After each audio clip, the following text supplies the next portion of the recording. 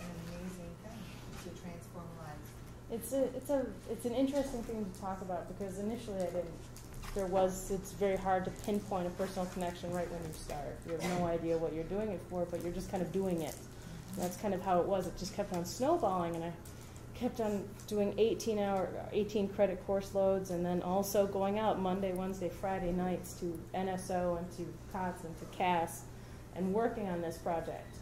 And all of a sudden it was like 40 hours of my week we're doing this, and then another 40 we're doing schoolwork, and people kept on wondering why I kept on doing this when it had nothing to do with class credits, and I was not getting paid, and this was not something that was attributing to my degree. And then by the time I graduated, I had to make that serious decision. I guess I'm going to be doing this. It's either that or I need to find a job. And I thought I'd try. At the very worst, I was already broke. I was already living with my grandparents. There was, I didn't have to worry about if I failed, what would happen to myself. And that's a big luxury that a lot of people don't get. And I don't think a lot of people recognize that at the end of the day, worst case scenario for me, back where I was initially, it's not that bad. My family has gone through much worse. My family raised in a very extreme financial situation, and it didn't really hit me until years later, probably until very recently actually, why I was really doing this. And it was mostly because being raised in a sense of poverty myself and having my parents bounce around trying to find places to stay at night with friends and family, there was a very thin line between us and hitting the shelter. And a couple times we did, but there was always that cushion of family or friends or people, and homelessness wasn't as abstract.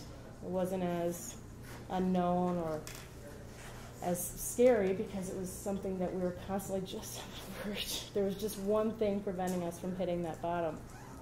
So years later, doing this and constantly getting asked that question of why, it was, well, I kind of wish my mom had had the same opportunity given to her. Somebody that was going to say, well, you can become financially stable, you do not need to depend on others, and see if she would have taken it. But that's not how it panned out, and it took a very long time to realize that. But it's been an amazing shift from whatever I thought I was going to do with my life. I was going to be a product designer back in Manhattan, make almost no money designing interiors of dishwashers and things, really fancy objects, hopefully just to make a decent paycheck or a big paycheck. And it's such a shift to find the thing that I was most excited about had nothing to do really with finances, well, my personal finances. So it's been an amazing process. I'm very lucky to be doing what I'm doing. I'm very lucky to have the support and the attention at the right time to make this viable. Because it is a very pie-in-the-sky sort of idea. It's blue sky sort of concept. So it's amazing that it was able to come to fruition. I just want to say, Brittany's going to come and close it out, but I just want to say thank you very much for the contribution you've given to the city and to the young entrepreneurs, that the creativity in the city really begins to blossom. Because people like you that's jumping aboard, getting involved, doing what you do, and it's given our city a good name for a change.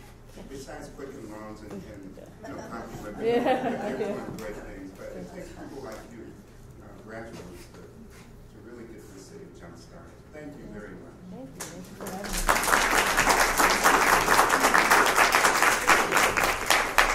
Anybody wants to come up and touch it, try it on, or whatever. We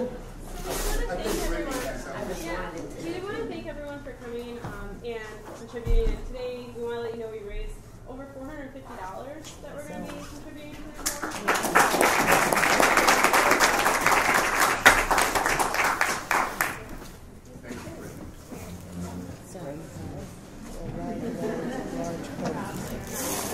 You get the rich spots, you buy the rich spots. We initially thought they're so large. yeah, of course. I love that.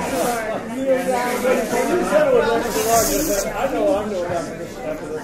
This is a big part. We initially set for a while because we're using Tyvek, and now we're using a weather-treated canvas that's literally fire retardant and waterproof from Carhartt.